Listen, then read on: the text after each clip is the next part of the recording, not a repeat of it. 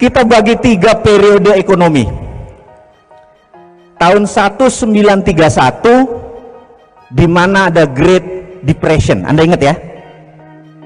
Dunia dan Amerika mengalami Great Depression 1931.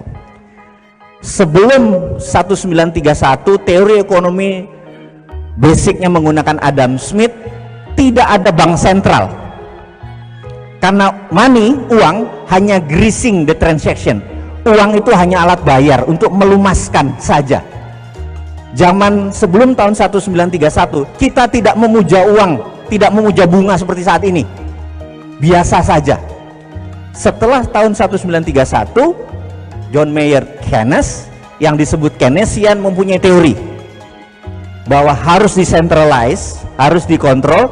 Periode setelah itu dinamakan Keynesian periode, di mana adanya bank sentral di sebuah negara. Karena itu IMF ngontrolnya di bank sentral, bener nggak? Dimana kalau nanti kayaknya nggak mungkin salah satu di antara kita jadi presiden, nomor 1 adalah tutup Bank Indonesia, pindahkan Bank Indonesia di bawah Menteri Keuangan, hanya departemen atau dirjen moneter saja. Nanti alasan saya kasih tahu. Keynesian dipuja. Jadi kalau mereka merasa, oh misalnya saya tanya, Bapak, kita cetak duit 10 triliun, setuju? Maka Bapak akan bilang, nanti inflasi. Betul Pak ya? Ada di bawah sadar kita udah masuk nih. Keynesian udah 100 tahun loh mendoktrin kepala kita, nanti inflasi. Inflasi itu dajjal yang diciptakan oleh mereka. Nggak ada yang namanya inflasi. Zaman Rasulullah nggak ada namanya inflasi, bener nggak? Setuju ya? Ada inflasi zaman Rasulullah? Nggak ada, udah itu dajjal inflasi itu. Bagi kita nanti kita bikin dia cuman anjing pudel aja, gitu ya. Nah, kemudian Keynesian berkuasa dengan bunga berbunga, uang, ngeprint uang. Nah, ini lagi kuncinya. Amerika, si ontohot borokokok ini, tahun 1944 ngumpulin 18 negara Eropa, negara-negara yang bakal menang perang. Anda tahu cerita itu kan? Di Bretton Woods, kota kecil di ujung Boston. Tanda tangan, kita semua kan nanti menang perang, kita nggak mau ada perang dunia ketiga lagi, setuju? Setuju. Untuk tidak ada perang dunia ketiga, nomor 1 kita harus punya world currency, harus punya currency dunia, namanya dolar. Kurang ajar nggak? Itu alkemi. Perancis tidak setuju, Perancis keluar. Sebulan kemudian diserang sama Jerman, balik lagi, I taken deh. Akhirnya semua taken. Yang kedua, mereka membuat IMF, International Monetary Fund, membuat World Bank, dan trading harus dikontrol dan semuanya berada di Washington. Itu menunjukkan bahwa semua di kakinya Amerika. Betul ya? Jadi IMF itu 26% sahamnya Amerika, sisanya the rest of the world, seluruh dunia. Indonesia cuma 1 poin sekian.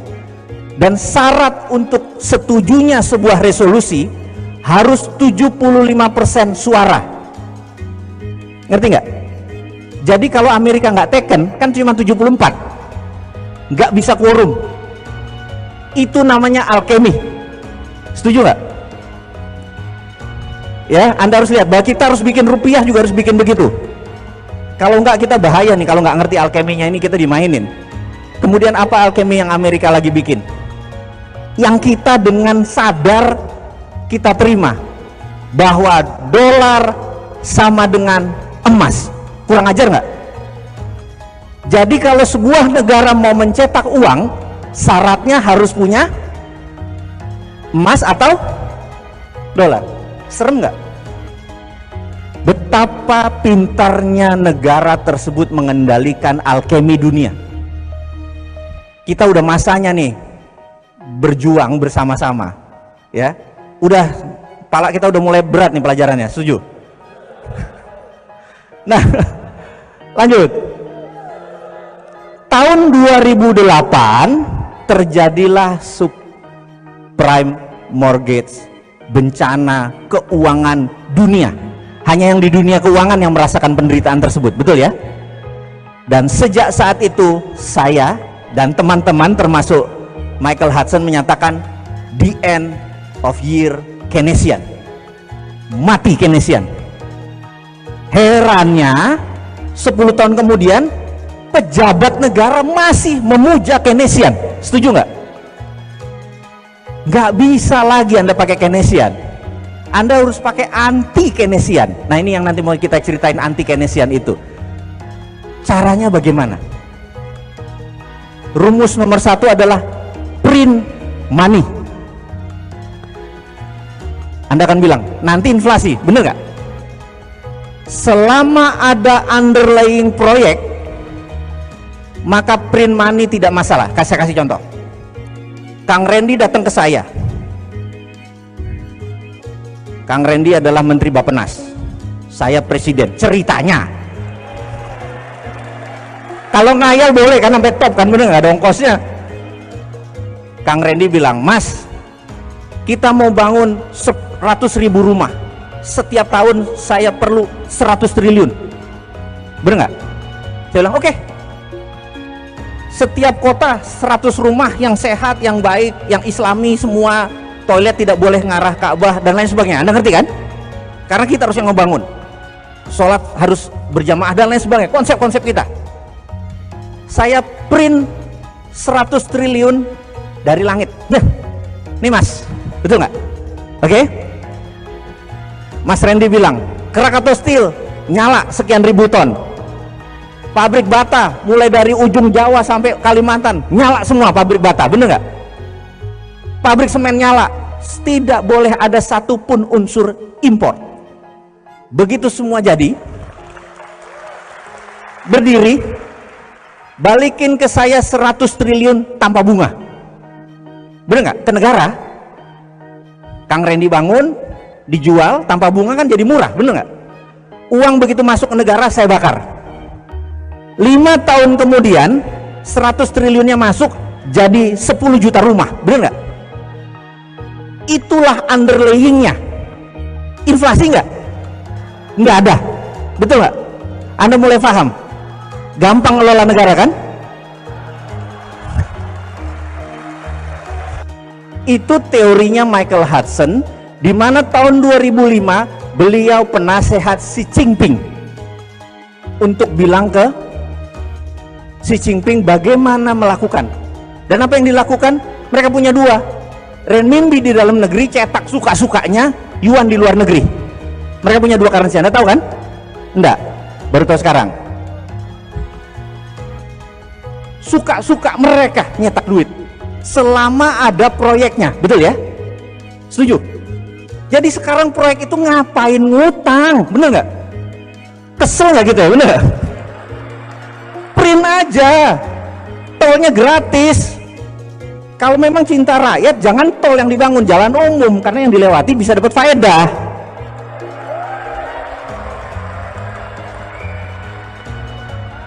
Sudah ngerti cara bangunnya negara?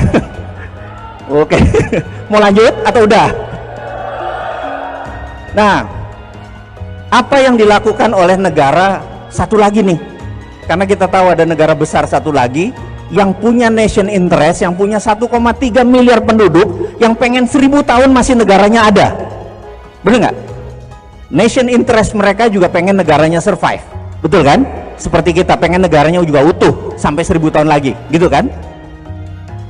Yang dilakukan, mereka bisa printing money di lokal, tapi mereka mau tidak strong, tidak kuat.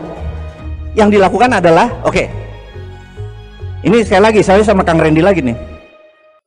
Kang Randy bilang, Mas, gimana caranya kita punya banyak dolar sebagai cadangan kita untuk bisa punya apa? Deterrent faktor, faktor penggentar. Oke, Akang pergi ke Papua Nugini, cari orang yang dekat sama presiden atau perdana menterinya, paham ya? Kang Randy kirim intelijen, cari di sana presidensi. Anda ngerti presidensi? Presidensi orang yang dekat presiden, orang yang mempengaruhi perdana menterinya Papua Nugini. Terus intelijennya lapor ke Kang Randy bilang, sudah dapat dia pokoknya oportunis, deket dan bisa mempengaruhi Perdana Menteri Papua Nugini. Gitu ya. Oke. Namanya siapa? Larry. Oke, Larry. Jangan dipanjangin Larry-nya ya. Kemudian bilang sama Larry, mereka bikin proyek yang lama balik modalnya. Tapi ada streaming of income. Pelabuhan, bandara, jalan tol, bener ya? Yang panjang, yang kalau perlu tidak lama balik modalnya. Ngerti nggak? Oke. Nanti kalau ditanya uangnya ada, pokoknya lo kerja aja gitu ya. Gitu ya. Lalu Kang Randy bilang, ini gimana proyeknya? Ini 10 billion dolar Anda pegang, Anda bilang sama si Larry, duitnya sudah ada di Bank Indonesia, bener gak? Transfer ke Bank Papua Nugini, enggak bisa, bener gak? Kemudian dari uangnya tadi, apa yang Kang Randy lakukan? Krakatau Steel nyala, semen nyala, semua nyala, bener gak? Lalu kita kirim 100% material ke Papua Nugini, kirim SDM ke Papua Nugini, uang ke Papua Nugini, setuju ya? Jalan tol jadi di Papua Nugini, urusan gak ada isinya, urusan nanti, bener gak? Pelabuhan jadi di Papua Nugini, bener gak? Udah jadi lapor, udah jadi, siap, tagih dolarnya, masuk, setuju? Itulah kita namakan ini semua adalah Spice Road, jalan rempah. Wah gitu. Bisa nggak? Itu cara mendatangkan dolar, bener nggak? Ada nggak sebuah negara sekarang melakukan itu?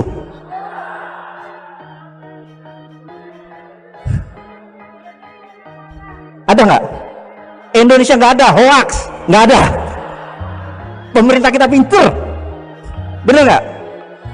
Anda udah mulai ngerti sekarang, mulai panas.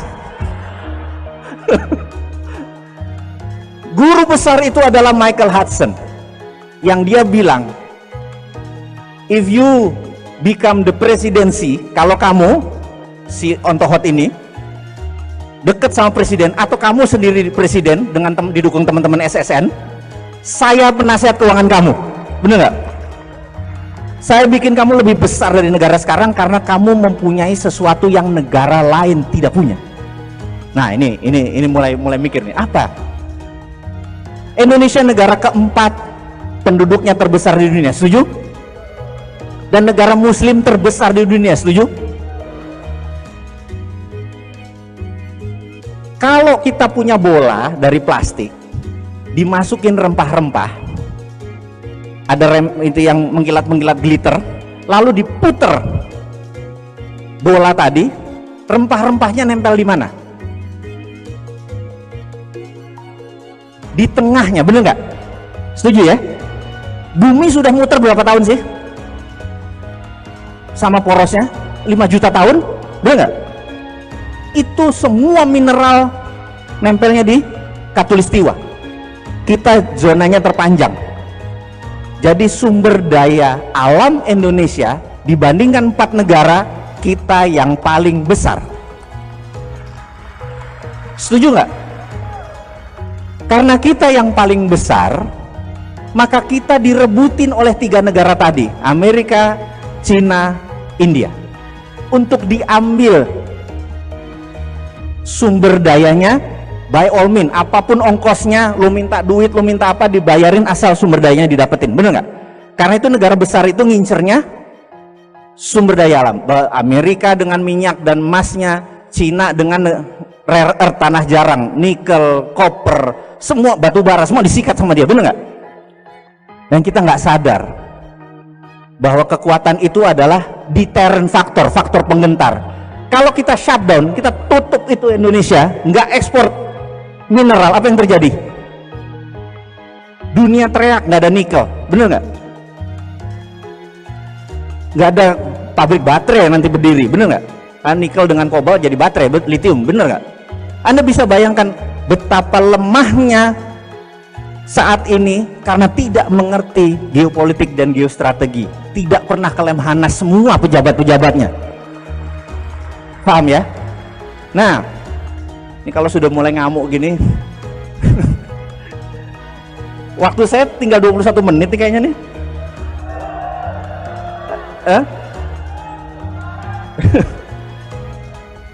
Sampai mana tadi terakhir? Nikel. Oke. Tutup. Nah, tutupnya ada 2.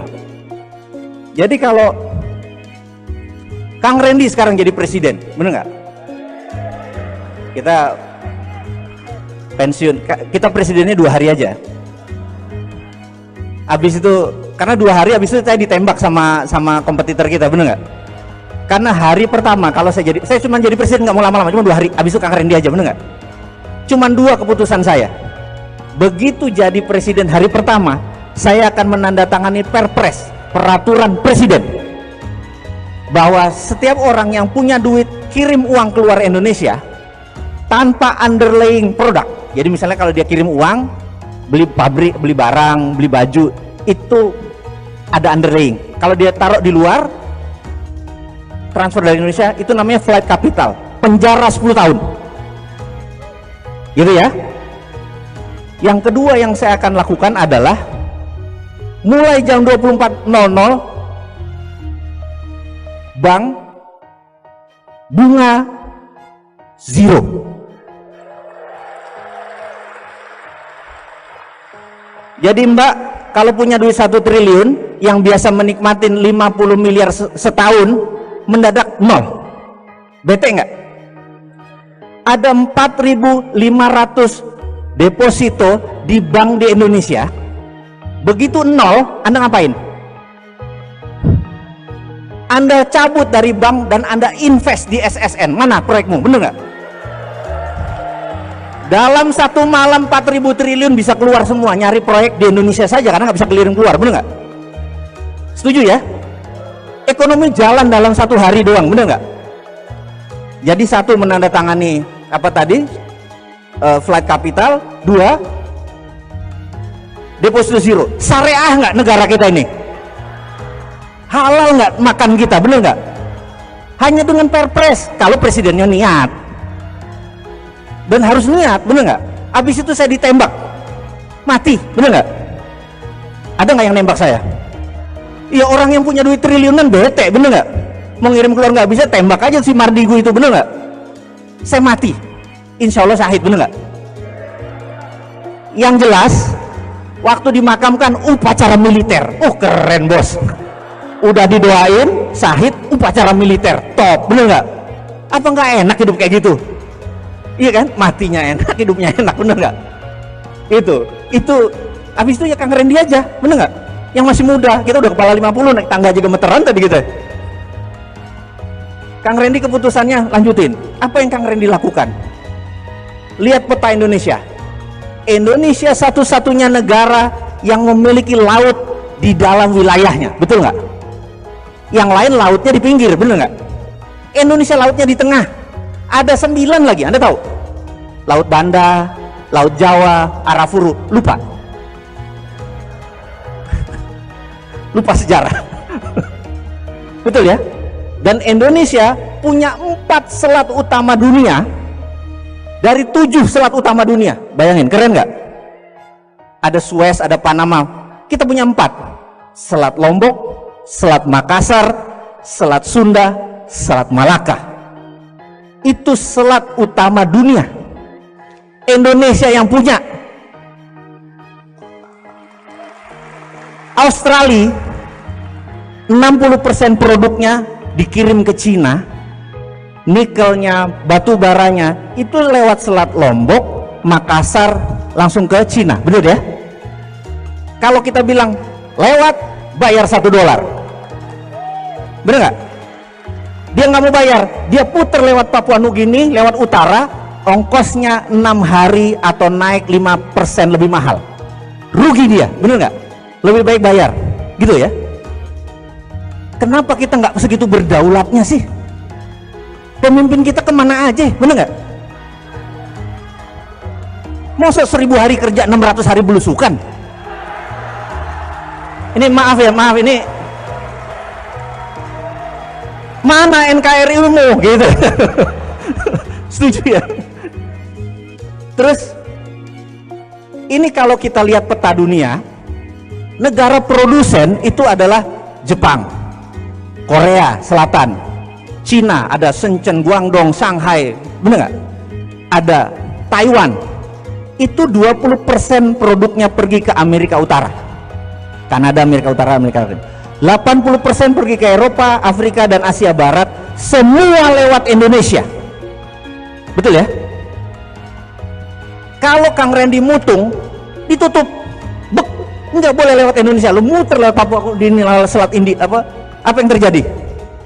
Cina rugi triliun dolar karena nilai barangnya 2000 triliun dolar. Paham? Kalau kita minta $1 aja, itu nilainya 200 billion atau 2000 triliun. Indonesia tidak perlu ngutang, hanya kita tutup itu semua jadiin danau. Boleh nggak? Berani nggak? Kita bakal diserang sama banyak negara besar, berani nggak? Berani, bos, karena kita di dalam sendiri sudah kaya. Iya, bener nggak? Jadi nyelesain masalah bener. Ngutangnya dari mana dari tadi? Solusinya banyak, bener nggak?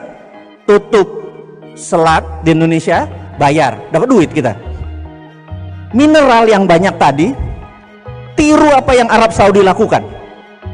Aramco Saudi merasa bahwa minyak dia cuma ada 20 tahun lagi, sementara kehidupan itu ribuan tahun, bener nggak?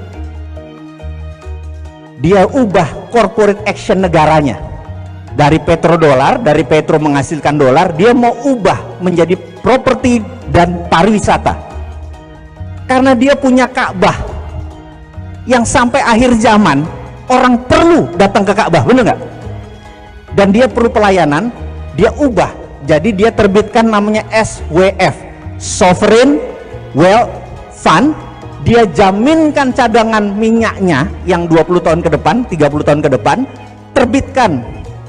Jadi dia jual, dia terbitkan surat nilainya 2000 triliun dolar. 2 triliun dolar ini the biggest atau SWF terbesar di dunia, karena negaranya mau dia ubah menjadi pelayan hamba Allah.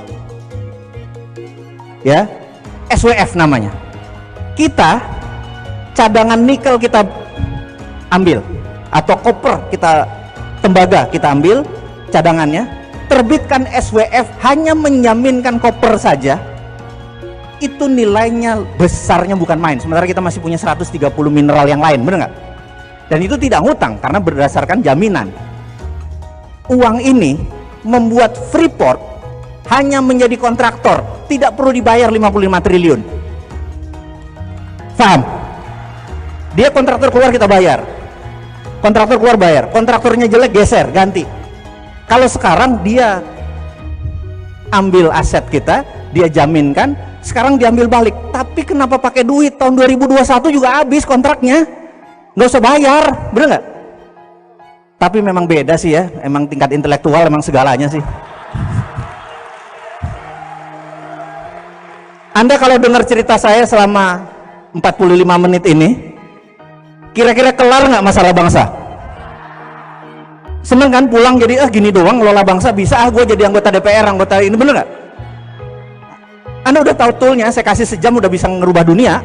Karena memang sesederhana itu. Yang bikin rumit itu orang-orang pinter yang keminter, diputer-puter ya, kelihatannya inflasi lah, ngomong di TV segala macam. Saya bilang ribet bener jadi hidup, bener nggak? Oke, sekarang kita balik ke temanya kita. 15 menit terakhir ini. Setuju ya? Saya merasa ingin mempunyai kontribusi sedikit ke agama saya.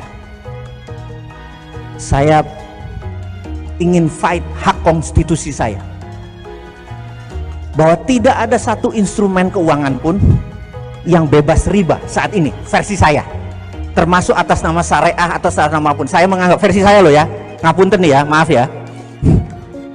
Jadi saya harus mengambil teknologi yang masih baru, yang saya lihat akan ke depan cerah. Yang saya incer pertama adalah, kalau kita kembali tahun 98, mundur sebentar, ada seseorang menawarkan saham Google ke Anda. Ini beli first round, listing pertama sekian juta dolar. Anda bilang enggak, Karena the winner Yahoo.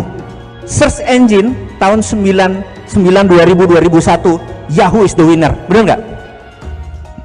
Tapi sekarang siapa yang the winner? Google. Saya merasa kita ini tahu bahwa www is the winner, benar nggak? Saya bilang nggak. Blockchain is the winner. Ini kita melihat 10-20 tahun lagi. Karena itu sejak 2 tahun yang lalu saya invest gede-gedean ke sumber daya lebih dari 32 anak ke 8 negara. Ada yang setahun, ada yang 6 bulan, ke Inggris, ke Jepang, ke Amerika, ke Jerman, Estonia, dan Malta. Hanya untuk mempelajari blockchain. Dan saya begitu pulang, anak-anak cerita, saya bilang, bikin. Dan orang yang paling pertama protes adalah istri saya, bener nggak? Karena dia bilang, ayah, kenapa sih mesti invest yang bisa invest bikin 70 Indomaret aja lebih untung, bener nggak bulanannya? Anda malah buang uang yang belum tentu untung, bener nggak? Invest itu nggak murah loh. Invest di teknologi, invest di SDM. Dan waktu kita invest, kalau kita bikin Indomaret 700 juta, begitu jadi 2 bulan kemudian ada revenue, ada income, udah bisa menyicil investasi kita, bener nggak? Ini kalau kita invest di teknologi udah besar, ada returnnya nggak langsung, bener nggak? Saya bilang, Bun, saya minta izin, ini jihad, bener nggak? Jadi ya udah, kalau sudah panggilan kayak gitu, istri saya ya manut aja, bener nggak? Gitu. Pas jadi kita membuat namanya Bursa Efek UKM. Bursa Efek UKM ini 27 Juli kemarin kita launch, namanya Santara. Maaf saya pakai bajunya, Santara Bursa Efek UKM. Jadi Bursa Efek ini investornya bagi hasil. Jadi misalnya ada ayam geprek Solo punya 30 biji. Kalau datang ke bank, kan bank selalu minta kata-kata mantra, ada jaminan nggak, bener nggak? Udah itu pakai bunga. Sementara kalau kita berbisnis, 30 ayam geprek itu mungkin tempatnya sewa, jadi nggak ada aset, betul ya? Padahal ada revenue, ada profit, ada omset, ada profit. Di dunia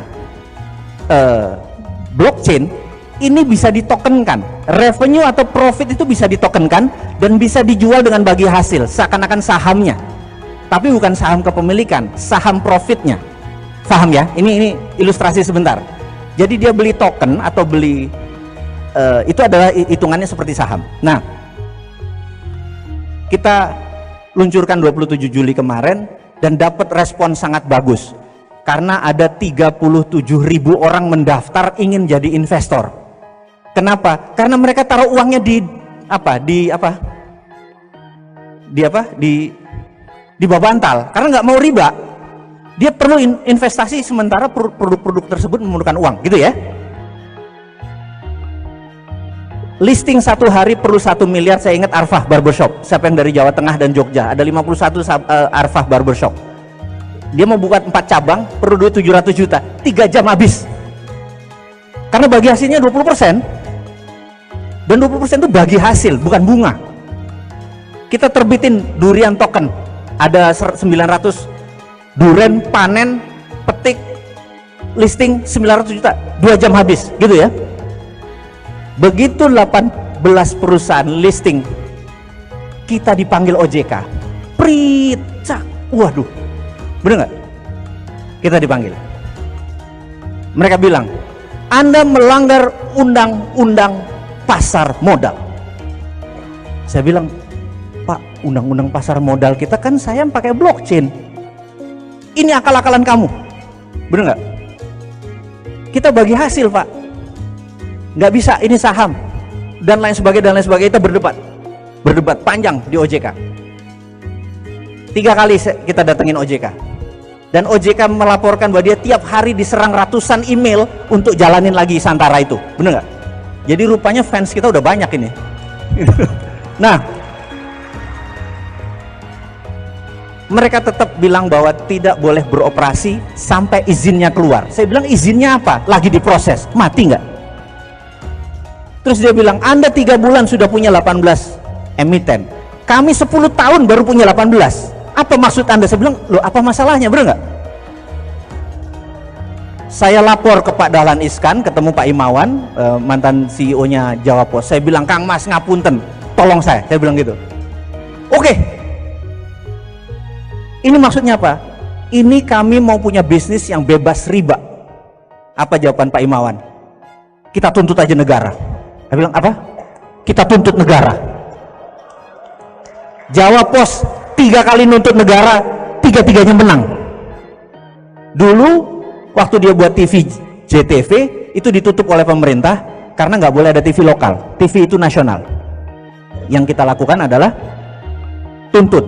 Nama gugatannya adalah perbuatan melanggar hukum yang dilakukan oleh negara. Keren. Bener nggak? Saya bilang, filosofi Anda apa, Mas? Saya ingin dengan paket produk kita ini kita bebas riba. Oh, itu lebih tinggi lagi. Karena Anda bisa tuntutnya di MK, Mahkamah Konstitusi, karena riba adalah hak konstitusi. Gitu kan? Jadi kita atur. Sekarang kita lagi ngatur legalnya. Teman-teman Munarman itu semua kan teman lama saya. Mas, gue join di belakang lo. Walaupun gak ada satu orang yang mendukung lo, gue dukung. Karena gak ada orang yang berani fight untuk merubah undang-undang supaya riba berdaulat. Bener nggak? Saya bilang walaupun sendiri saya maju deh. Saya bener nggak? Kan kita kan kaum moderat begitu kan, modal dengkul urat kan, maju aja gitu. Nah, ini kita lagi susun. Tapi rupanya OJK gentar juga. Kemarin kita dipanggil, dia bilang Santara boleh jalan lagi. Oh, alhamdulillah. Jadi ngerti nggak? Pengusaha tuh nggak ada matinya, gitu aja, bener nggak? Karena demi agama kita, nggak ada yang berjuang kalau nggak kita yang fight, bener nggak? Kita udah nggak tatanan konsep. Nah, lalu saya curhat sama Pak Dahlan. Pak Dahlan bilang, Pak tolong promote Santara, Bursa Efek UKM. Oh, sekarang namanya nggak boleh Bursa Efek, tapi digital market, digital asset, UKM digital asset harus 4.0. Ya udahlah gantilah namanya, bener nggak? Karena nggak boleh bursa, bursanya milik Bursa Efek. Ya udah PN, gitu kan? Si Pak Dahlan bilang, oh nggak bisa Mas, kamu nggak jenius, kelebihan kamu cuma pakai blockchain, kamu kesencen dulu deh katanya. Shanghai itu punya bursa efek namanya Shanghai Stock Exchange, kalau Indonesia namanya Jakarta Stock Exchange. Tapi Shenzhen itu ada UKM Stock Exchange, ada 2000 UKM-nya. Kita ke Shenzhen, bener, Shenzhen Stock Exchange itu 2000. Jadi kita ingin membuat seperti itu. Dia bilang kalau sudah 100 anggotamu kasih saya, karena proven method. Saat ini belum proven. Nah ini di ujung-ujung ini saya minta tolong nih, ngapunten nih, karena belum proven. Baru 18, baru 7.000 investor, itu dianggap belum proven. Yang terjadi adalah begini. Ini rumus terakhir. Saya kayaknya udah suruh turun nih. Bener ya? Saya ikutin kata. Jadi gini, di bisnis ada yang namanya nominator dan denominator. Denominator itu pembagi. Ini istilah matematik. Ingat, bisnis adalah science. Bisnis bukan kira-kira oh dagangnya di sini enak ya. Nggak bisa. Nggak akan pernah maju kalau gitu. Bisnis adalah science, ada perhitungan. Nah, misalnya Gojek kita pakai. Ada 1 juta user, ada 10.000 supir ojek. Supir ojek ini namanya denominator. Apa yang terjadi kalau 1 juta user, 10.000 supir ojeknya? Supir ojeknya bisa dapat 15 juta sebulan, 20 juta sebulan, benar ya? Itu namanya denominator. Begitu supir ojek dapat 15 juta, 20 juta, apa yang terjadi? Supir ojeknya jadi 20.000, 30, jadi 100.000, benar nggak?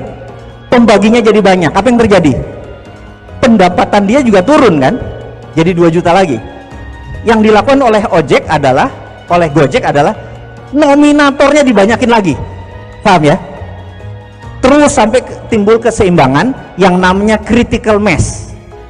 Paham critical mass? Critical mass ini di satu titik ongkosnya tetap walaupun salesnya naik, jadi profitnya tak terhingga. Gojek sudah ketemu sekarang di 8 juta user, di 400.000 denominatornya, gitu ya. Ini begitu nambah 12.000, nambah berapapun, income dia naik, cost dia tetap. Karena itu perusahaan yang masih bakar uang itu belum ketemu critical mass-nya. Paham ya? Jadi bakar uang itu ada rumusnya, bukan begitu ketemu critical mass-nya, nggak sampai setahun triliunan balik. Kebayang ya? Nah, sekarang Santara punya 37.000 investor tercatat. Kalau Anda hari ini sekitar 1.000 datang, jadi 38.000 nih. Rata-rata memberikan komitmen 10 sampai 20 juta rupiah. Kalau ada proyek dia mau UKM yang bagus. Jadi nilai underlying kita hampir setengah triliun, 500 miliar dalam portfolio Santara. Kami kekurangan UKM yang bagus. Paham ya? Jadi begitu ada UKM, beng langsung disamber, beng ada. Jadi saat ini saya minta teman-teman sahabat semua, cariin kita UKM yang bagus sebanyak-banyaknya, karena nanti ininya banyak dan terus akan menumbuh dan itulah menjadi ekosistem. Paham ya? Saya minta tolong dengan amat sangat, kalau ada UKM pergi ke Kang Randy, kalau ada investor pergi ke Kang Randy juga, bener nggak? Karena beliaulah yang mewakili SSN, setuju ya? Saya nggak ada Kang Randy, nggak ada SSN, nggak ada apa-apanya juga. Kita perlu collaboration, perlu kolaborasi, setuju ya? Nah, inilah misi Santara. Yang terakhir saya bicara dengan Hudson, saya bilang, Mike, panggilan dia Mike, saya ada problem. Saya ceritakan ininya, dia bilang, bentar, apa yang kamu lakukan? Saya cerita, terus dia bilang, kamu consolidate bottom of pyramid ya, jadi ini piramid ekonomi, kamu konsolidasi UKM orang bawah untuk orang bawah. Kalau 1 miliar, misalnya Kang Randy ada proyek melepas 10% bagi hasil senilai 1 miliar. Kang Randy bilang, saya ikut 10 miliar. Tidak boleh, karena cuma dibatasi 10%. Jadi kapitalis gak boleh masuk, karena orang yang punya 50.000, 100.000, 200.000 yang boleh masuk. Kita consolidate bottom of pyramid, dengan demikian ekonomi bisa ngedeket sama yang atas. Hudson bilang, ini Anda punya konsep, kalau jalan dia minta izin untuk dibuatkan Nobel, karena ini jenius katanya, mengangkat bottom of pyramid. Sadar ya? Paham ya maksudnya ya? Dan hari ini sahabat-sahabat semua, saya minta, karena ini cuma tool, Anda punya proyek sekarang udah bisa dibiayai oleh siapa? Oleh kita semua. Jadi bottom untuk bottom, bottom of pyramid untuk bottom of pyramid. Konsepnya sudah jadi, softwarenya sudah jadi, izinnya sudah lengkap. Yang diperlukan adalah Anda punya ide untuk UKM maju, dan Anda punya uang daripada deposito haram, invest aja ke UKM.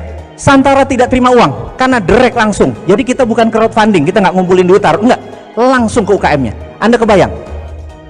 Anda kebayang konsep bisnisnya, model bisnisnya, semua udah siap.